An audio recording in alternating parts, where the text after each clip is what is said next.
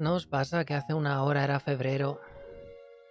y de repente estamos a 36 grados? No os voy a mentir, escoger franela para el uniforme de esta serie no ha sido mi decisión más inteligente. En los orígenes de los contenidos roleros que he ido haciendo hace muchos años, con otra cámara, en otra casa y en otro canal, hablábamos de tipos de jugadores y puede que algunos de vosotros recordéis una divertidísima tira de Dorkly que nos puso jugadores inaguantables delante. Teníamos el Escalator, que tenía que hacer que cada situación terminase en una masacre, el de los dados malditos, el que no para de comer y no se entera de una mierda, el que se hace a sí mismo sobrecompensando todos los aspectos. Es, bueno, lo que es, una broma más o menos real, pero una broma al fin y al cabo. Hoy, de todas formas, siguiendo el canon de cómo empezar una campaña, si en el último episodio hablábamos de la sesión cero, el contrato y las ideas narrativas y mecánicas que te podía dar tu equipo para trenzar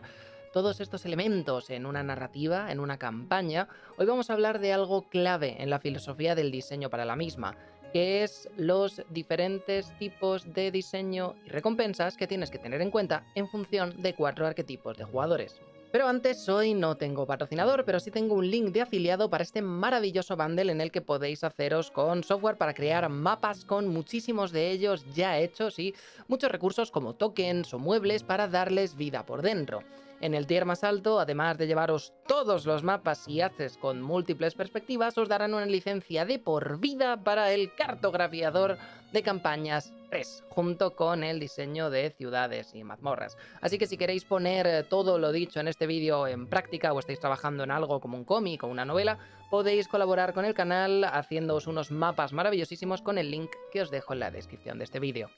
Uno de mis libros que sigo consultando una y otra vez antes de escribir mis módulos o mis campañas no es una guía del máster de ninguna edición, es How to Write Adventure Modules That Don't Suck.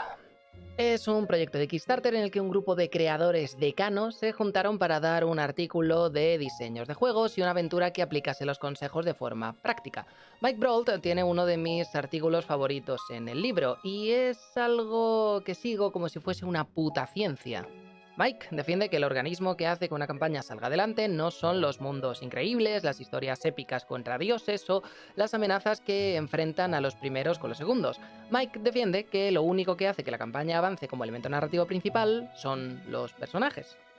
Si los personajes son interpretados por un jugador que quiera ver qué pasa en tu historia, pero sepa que tiene la libertad para seguir descubriendo facetas nuevas o escoger entre múltiples opciones, el interés se mantendrá a lo largo de las sesiones, y este interés dará suficiente información al máster como para saber qué tiene que seguir implementando, qué sobra, qué falta y sobre todo que supone esta conversación constante entre él y ellos. Productos como Critical Role son el ejemplo perfecto de que lo que ha dicho no es ninguna gilipollez. El atractivo para la audiencia, que ha vuelto a despertar el furor por un producto de nicho, ha sido la historia colectiva que han contado con los actores, siempre de la mano y supeditados al mundo que estaba desarrollando Mercer.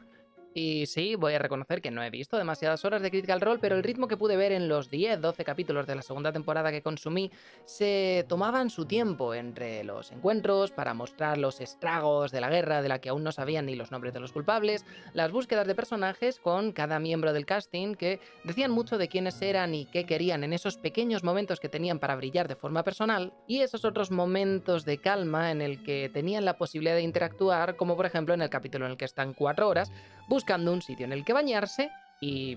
lavándose. Desde el punto de vista de la audiencia es divertido porque se consume casi como un audiolibro, pero desde el punto de vista de un director de juego es súper estimulante ver cómo Matt escribe y perfila lo que va a ocurrir siempre en función de lo que sus jugadores ponen en la mesa, planteando escenarios y rompiendo reglas en función de lo que cada uno aporta en el momento. Esto es lo que Brault denomina diseñar buscando no el hacer la historia más épica con la carga más narrativa, sino diseñar buscando siempre buscar la oportunidad para la interacción del jugador. Momentos que pongan a prueba los sentimientos de los mismos y que les permitan expresarse con este medio narrativo que es la otra máscara en ese mundo que estás construyendo. Dice textualmente que cuando le das a los jugadores elecciones interesantes que hacer, la aventura se siente como una colaboración entre los mismos y el máster. Es la diferencia entre diseñar un mundo y una historia y meter a tus jugadores en él, o preparar un mundo y diseñar una historia junto y para tus jugadores. En el primer escenario, el máster está deseando que se llegue a X punto para poder poner el show en el que se muestra esto o lo otro y los jugadores serán poco más que espectadores. En el segundo, estas acciones para las que se está diseñando tienen el potencial de ser mucho más divertidas tanto para el director como para los jugadores, pues en lugar de ser elementos pasivos en el hall de un rey escuchando los terribles actos de la guerra del país vecino, son un grupo de buscavidas que están intentando sobrevivir a esta guerra. Es el poner en mesa el rey nos dijo que X, así que hacemos X, versus el pensábamos que podríamos sacar algo de esta guerra, pero hemos cambiado de idea tras ver los estragos de la misma y ha llegado el momento de plantarle cara al mal. En ambos ejemplos, los jugadores están cumpliendo la narrativa del rey y probablemente la narrativa global de la campaña, pero en uno parece que estamos haciendo algo porque el máster ha diseñado esto para que nosotros hagamos esto, y en el segundo nuestros personajes tienen algo muchísimo más personal metido en todo este conflicto. Lo que significa que cuando llegue el momento final y el rey se quite la máscara para demostrar que era un tirano todo este tiempo que había provocado la guerra desde dentro para hacerse con el control de los dos países, los personajes tendrán factores bastante más personales dentro de este conflicto más allá del bueno, pues supongo que el rey era el malo. Pero bueno, ya hemos hablado de esto otras veces, hay que diseñar para que los jugadores interactúan, no has venido aquí a contar tu historia, pero ¿cómo se diseña para estos jugadores? Aquí lo ideal sería dividirlo entre arquetipos, y hay un artículo maravilloso para esto. Richard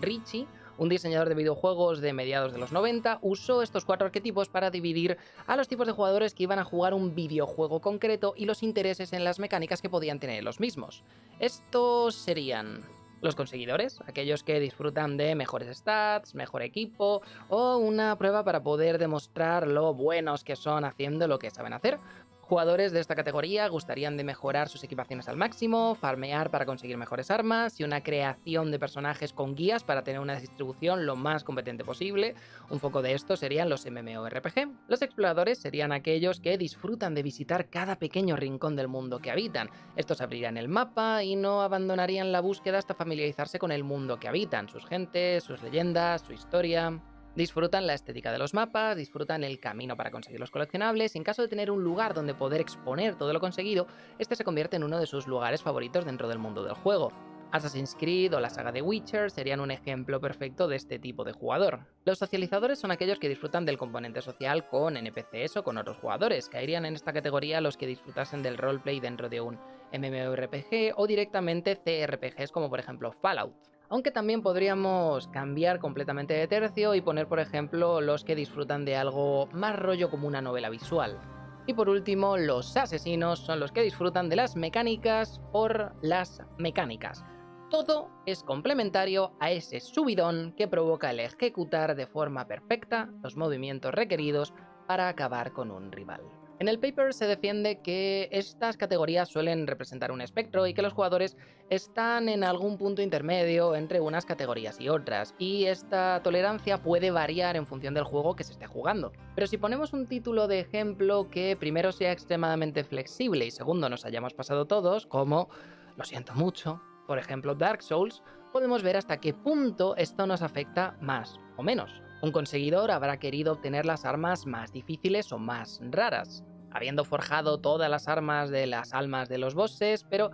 sin pretender utilizarlas, simplemente por tenerlas en el inventario o ver qué hacen o cómo son. Mientras que un asesino habrá buscado una guía donde encontrar el arma más poderosa que requiere menos esfuerzo y se habrá dedicado a evitar las demás para poder reventar todo lo que aparece en su camino, pues las secundarias son una experiencia accesoria a ese triunfo de dar el golpe final. Un explorador habrá ido más allá y se habrá dejado consumir en el mundo de Lodran con vídeos con la verdadera historia, paneos de cámara para ver y hacerse con los escenarios, y seguramente habrá puesto mucho de él mismo en los rellenos, en estos espacios que deja el juego en un mundo tan vacío como es el de Dark Souls. Por último, un socializador habrá agotado todas las opciones de diálogo, habrá buscado cómo hacer las sidequests de los NPCs, no por lo que den o para poder invocarlos, sino simplemente por conocer su historia. Y si se enfrentan a alguien en multijugador, conocerán el protocolo y los gestos para poder interactuar con ellos con un poquito de roleplay. Soulsborne es el ejemplo perfecto de esta unión entre los colectores enfermizos, los protectores del lore y los power gamers y redentos,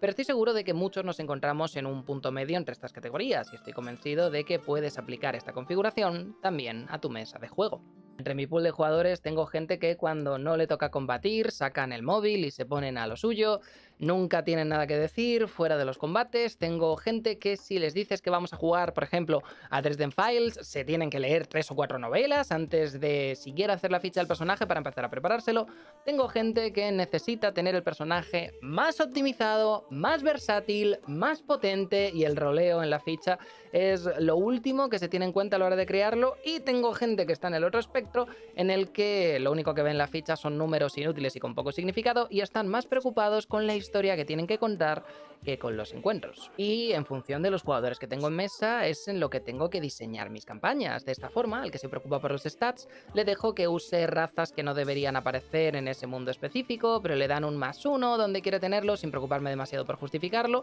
porque sé que no lo va a justificar de forma narrativa, pero sí lo va a justificar de forma mecánica y a la larga va a ser más fácil que enganche esas dos partes del roleplay que yo disfruto si le tiro un hueso en lugar de obligarle a jugar como no quiere. Otro buen consejo es darle oro en lugar de objetos mágicos porque sé que él disfruta de construirse su propio equipo. Al que se preocupa por explorar, pedir información, buscar rumores y etc, le doy información extra, referencias, más experiencia al final de la sesión o le bajo la dificultad a los checks si me describe bien lo que hace en función al contexto de lo que está investigando, quiere conseguir o el enemigo al que se está enfrentando. Al que solo quiere combates le doy la posibilidad de que los encuentros sean difíciles y dignos de recordar, con momentos para brillar y oportunidades para la estrategia, variando los monstruos para que sean algo más que números con mecánicas que pues le robo a variantes de monstruos que han hecho otros masters o juegos tipo Shin Megami Tensei. Y a mis 4 queridísimos socializadores les doy el control total de la partida y ni impongo mi tono, ni mis encuentros, ni mis misiones, ni mis personajes, ni mi narrativa hasta que ellos me lo permiten. Porque cuando me dejan claro que quieren contar su historia, mi deber es incentivarlos y darles una plataforma para que avancen. No seguir pensando en mi trama maestra y dejarles un poco de tiempo de recreo en el que pueden utilizarlo para hablar de sus mierdas. De esta forma se ha construido un encuentro divertido, engaging, interesante en esta tierra triste y nebulosa, y quiero presentarlo con un tono oscuro, lento, aterrador y meditado. Pero el Drow, que solo ha conocido el rechazo, la traición y la servidumbre, quiere somatizar su recién ganada libertad bromeando con una referencia a Pulp Fiction. Un semielfo con una inteligencia bastante alta está empeñado en que los gnomos y los enanos son niños disimulando, o un recién descubierto brujo quiere entender su nueva situación a través de acostarse con su novio en la caravana común. No me esfuerzo por corregir el tono tipo no, estamos jugando Ravenloft y tiene que ser sombrío y triste, porque eso provocaría que sus personajes terminarían siendo menos sus personajes, y estaría forzando un tono a mis jugadores que provocaría que sintieran esta historia menos suya. Y si eso ocurriese, creo que empezarían a ver esa representación abstracta de números en una hoja menos como otra parte de ellos mismos y más como una pieza en un tablero de ajedrez, en el que sabes que tiene que moverse hacia adelante cuando te toca y sabes en qué direcciones se mueve, pero no hay un roleplay en mover el rey una casilla hacia adelante.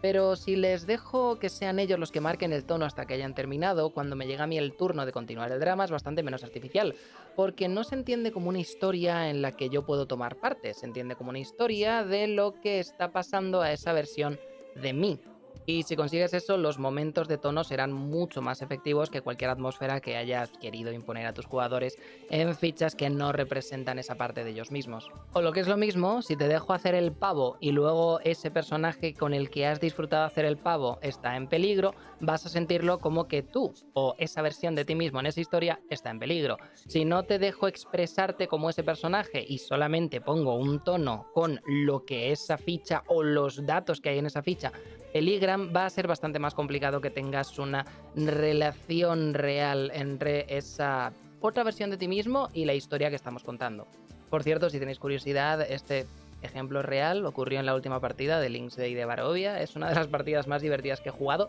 Y al comienzo, uno de los jugadores, Sirius Senra, hizo un resumen increíble de todo lo que ha ocurrido durante los 3 primeros episodios en esta nueva campaña bastante completo. O sea que si queréis darle un intento, podéis consumirlo como un one shot sin problema. Os lo dejo en la esquina de la pantalla.